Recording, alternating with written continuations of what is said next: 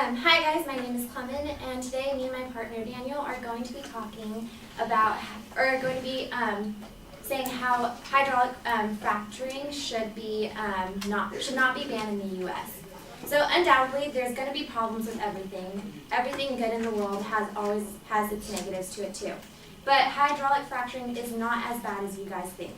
Let's see. From an article called Fracking in the U.S., there have only been 1,000 cases of water contamination out of 500,000 fracking operations around the United States. So that is not that much water contamination going on in the U.S. So we should not be worried so much about what's going to be detrimental to health with water, because the water is not as contaminated as said to be. Of course, there needs to be improvements in fracking, but there has already been multiple researches as how to help not waste water with reusing water and cleaning it out, and things like that. Solar energy is useless currently, as the most high-tech panels are only reaching a little above 30% efficiency, while wind energy requires certain conditions and windmills. Fracking is going to benefit us in many ways. So my first point is that fracking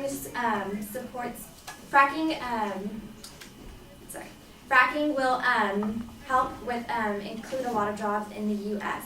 So the first and most obvious way is job growth, both direct and indirect. Since 2003, the direct production of oil and gas has created more than 400,000 jobs, while an additional 2 million jobs have been created indirectly in industries such as transportation, construction, and information services, according to research cited in a report by Manhattan Institute.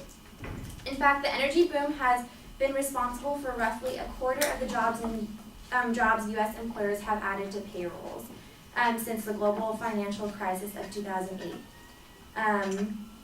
Going forward, the oil and gas sector should continue to be one of the largest contributors to job growth. Out of 5 major sectors of the economy, oil and gas has the largest potential to drive the U.S. GDP and job growth in the years ahead. According to a report by McKinsey Global Institute. The study projects that continued expansion of the oil and gas sector could add nearly 2 million jobs and almost $700 billion to the nation's economic output through 2020. In an article called Why You Should Love Fracking, it states that fracking has fueled a 41% increase in energy-related jobs since the end of the Great Recession. The industry now supports 2.1 million jobs. It's expected to add another 1.1 million jobs by the end of the decade. Another point is that it also does improve our trade in the U.S. We do not have to go out of the U.S. to find these resources. The energy boom has been dramatic reduction in the U.S. dependence on foreign oil and the associated improvement in the nation's trade balance. Historically, the U.S. has run large trade deficits, which means that the total value of imports exceeded the total value of exports by a wide margin.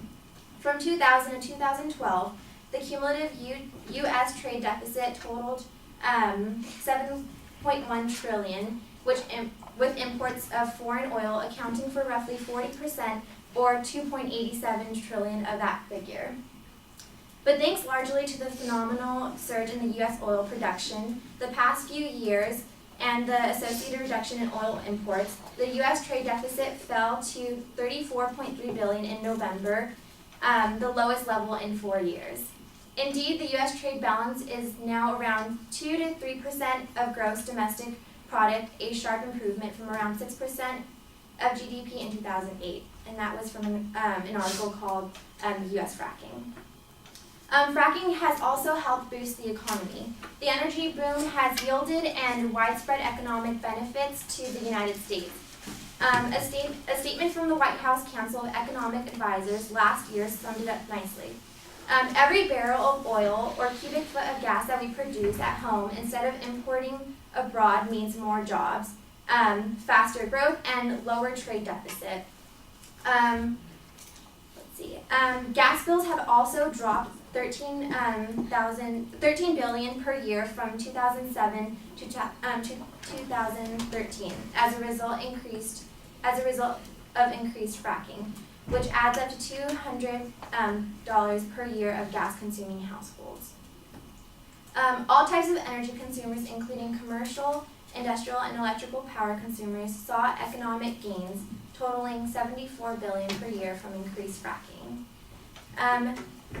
The energy boom has also helped sectors of the U.S. economy. It helped boom. So pretty much, fracking has helped boost our economy by we don't have to pay so much money from. If we get all these resources, why not do fracking and get the oil, and if so we don't have to pay so much, and everything's going to be so much cheaper. Our daily needs to go pay for gas, it's going to be a lot cheaper than what it is now. So it is stated in the article called Fracking, the Good, the Bad, and the Possibilities that with effective regulatory oversight, continued research, strict adherence to regulations and industry's best practices, better public education, and more widespread reuse of water by well operators, this is all something that we can do, and it will help if we do more fracking.